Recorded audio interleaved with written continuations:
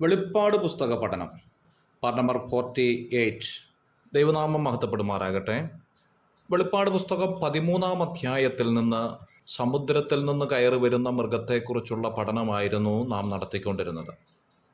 വെളിപ്പാട് പുസ്തകം 1-ാം അധ്യായം 10 വരെയുള്ളതായിരിക്കുന്ന വേദഭാഗത്ത് സമുദ്രത്തിൽ നിന്ന് കയറി വരുന്ന ഒരു മൃഗവും 11 മുതൽ 17 വരെയുള്ളതായ ഭാഗങ്ങളിൽ കരയിൽ നിന്ന് കയറി വരുന്ന മറ്റൊരു മൃഗത്തെക്കുറിച്ചും, ഇങ്ങനെ 2 മൃഗത്തെക്കുറിച്ച് വെളിപ്പെടുത്തിയിരിക്കുന്ന അധ്യായമാണ്. സമുദ്രത്തിൽ നിന്ന് കയറി വരുന്നതായ മൃഗം എന്നതുകൊണ്ട് ഉദ്ദേശിക്കുന്നത് വംശങ്ങളും ഭാഷകളുമുള്ള ജനത്തിൻ്റെ ഇടയിൽ നിന്ന് കലാപമോ യുദ്ധമോ ഉണ്ടാകുമ്പോൾ ഉരുത്തിരിഞ്ഞു വരുന്ന ദൈവഭയമില്ലാത്ത ഒരു രാഷ്ട്രീയ നേതാവാണ് എന്നുള്ളത് നാം ചിന്തിച്ചു. ആ രാഷ്ട്രീയ നേതാവിൻ്റെ സ്വഭാവ ഗുണങ്ങളെക്കുറിച്ചായിരുന്നു ഓരോ മൃഗത്തെ ഉദ്ദേശിച്ച് വെളിപ്പെടുത്തിയത്. കരയിൽ നിന്ന് കയറി വരുന്ന മറ്റൊരു മൃഗത്തെക്കുറിച്ച് 11 മുതലുള്ള വേദഭാഗങ്ങളിൽ രേഖപ്പെടുത്തിയിരിക്കുകയാണ്. അന്തിക്രിസ്തുവിന് അനുകൂലമായി നിലകൊള്ളുന്ന ഒരു രാഷ്ട്രീയ നേതാവിനെയാണ് ഇത് കാണിക്കുന്നത് എന്ന് മനസ്സിലാക്കാം. 1-ാം മൃഗം കലങ്ങിമറിഞ്ഞ കടലിൽ നിന്ന് കയറി വന്നു. 2-ാം മൃഗം ഭക്തിഗോളത്തിൽ നിന്നും കയറി വരുന്നു എന്നതിൻ്റെ സൂചനയാണ്. 2-ാം മൃഗം ഒരു കള്ളപ്രവാചകനാണ് എന്ന് ന്യായമായി നമുക്ക് ചിന്തിക്കാൻ സാധിക്കും. വെളിപ്പാട് പുസ്തകം 19-ാം അധ്യായം 20-ാമത്തെ വാക്യത്തിൽ ഇതേ കാര്യം പറയുമ്പോൾ പറഞ്ഞിരിക്കുന്നത് ശ്രദ്ധിക്കണം. മൃഗത്തെയും അതിൻ്റെ മുമ്പാകെ താൻ ചെയ്ത അടയാളങ്ങളാൽ മനുഷ്യരെ ചതിച്ച് മൃഗത്തിൻ്റെ മുദ്ര ഏൽപ്പിക്കുകയും അതിൻ്റെ പ്രതിമയെ നമസ്കരിക്കുകയും ചെയ്ത കള്ളപ്രവാചകനെയും പിടിച്ചുകെട്ടി ഇരുവരെയും ഗന്ധകം കത്തുന്ന തീപ്പൊയ്യിൽ ജീവനോടെ തള്ളിക്കളഞ്ഞു എന്ന് രേഖപ്പെടുത്തിയിരിക്കുന്നു. ഇവിടെ കള്ളപ്രവാചകനെയും പിടിച്ചുകെട്ടി എന്നതുകൊണ്ട് അർത്ഥമാക്കേണ്ടത് 2-ാമത്തെ മൃഗത്തിൻ്റെ കൂടെ നിൽക്കുന്നത് കള്ളപ്രവാചകന്മാരാണ് എന്നത് വ്യക്തമാണല്ലോ. കള്ളപ്രവാചകന്മാരെ എങ്ങനെ കാണണം എന്നുള്ളത് ആവർത്തന പുസ്തകം 13-ാം അധ്യായത്തിൻ്റെ 2-ാം വാക്യത്തിൽ നേരത്തെ ദൈവം അരുളി ചെയ്തിട്ടുണ്ട്.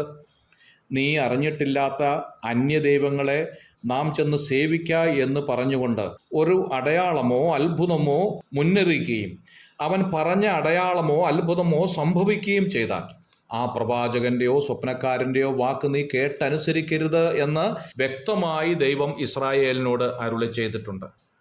ആവർത്തന പുസ്തകം 13-ാം അധ്യായത്തിൻ്റെ 8-ാം വാക്യത്തിൽ ഈ പറഞ്ഞ കാര്യത്തിൻ്റെ പ്രസക്തി വെളിപ്പെടുത്തുകയാണ്. നിന്റെ അമ്മയുടെ മകനോ നിന്റെ മകനോ നിന്റെ മകളോ നിന്റെ മാർവിടത്തിലുള്ള നിന്റെ ഭാര്യയോ നിന്റെ പ്രാണസ്നേഹിതൻ്റെയോ വാക്ക് കേൾക്കരുത് എന്ന് ഓർമ്മപ്പെടുത്തുകയാണ്. മത്തായിയുടെ സുവിശേഷം 7-ാം അധ്യായം 15-ാം വാക്യത്തിൽ കള്ളപ്രവാചകന്മാരെ സൂക്ഷിച്ചുകൊള്ളുവിൻ, അവർ ആടുകളുടെ വേഷം കൊണ്ട് നിങ്ങളുടെ അടുക്കൽ വരുന്നു, അകമയോ കടിച്ചു കീറുന്ന ചെന്നായ്ക്കളാകുന്നു എന്ന് വെളിപ്പെടുത്തുകയാണ്. മത്തായിയുടെ സുവിശേഷം 7-ാം അധ്യായം 22-ാം വാക്യത്തിലും ഇതേ കാര്യം ഓർമ്മപ്പെടുത്തുന്നുണ്ട്.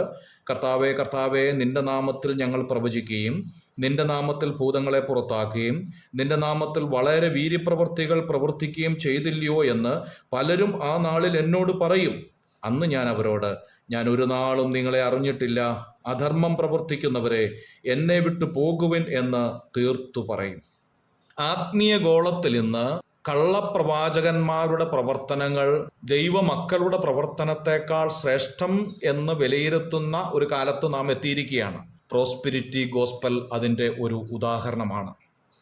2 തെസ്സലോനിക്കർ 2-ാം അധ്യായം 11-ാം വാക്യത്തിൽ നാം കാണുന്നു, സത്യത്തെ വിശ്വസിക്കാതെ അനീതിയിൽ രസിക്കുന്ന ഏവർക്കും ന്യായവിധി വരേണ്ടതിന് ദൈവം അവർക്ക് ഫോഷ്കു വിശ്വസിക്കുമാറ് വ്യാജത്തിൻ്റെ വ്യാപാര ശക്തി അയക്കുന്നു എന്നുള്ളത്. അത്ഭുതം കാണാൻ ആഗ്രഹിക്കുന്ന ഒരു കാലത്താണ് ഞാനും നിങ്ങളും എത്തിയിരിക്കുന്നത്. ആത്മീയതയുടെ മറവിൽ അത്ഭുതങ്ങൾ കാണിച്ചുകൊണ്ട് മനുഷ്യനെ തെറ്റിദ്ധാരണയുടെ പടുകുഴിയിലേക്ക് എറിഞ്ഞു കളയുന്ന കള്ളപ്രവാചകന്മാർ ഇന്നും ലോകത്തിൽ രംഗം പ്രവേശനം ചെയ്തിരിക്കുകയാണ്.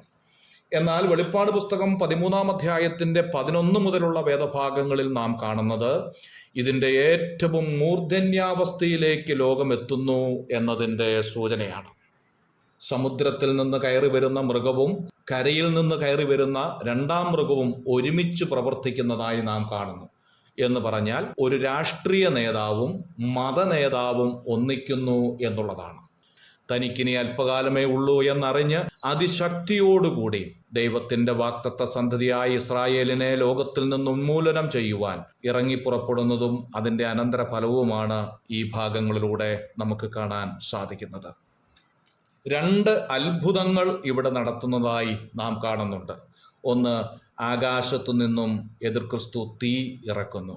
2, പ്രതിമ സംസാരിക്കുന്നതായും കാണുന്നു. ഇത് സംബന്ധിച്ച് നമുക്ക് അടുത്ത ക്ലാസ്സിൽ ചിന്തിക്കാം. God bless you.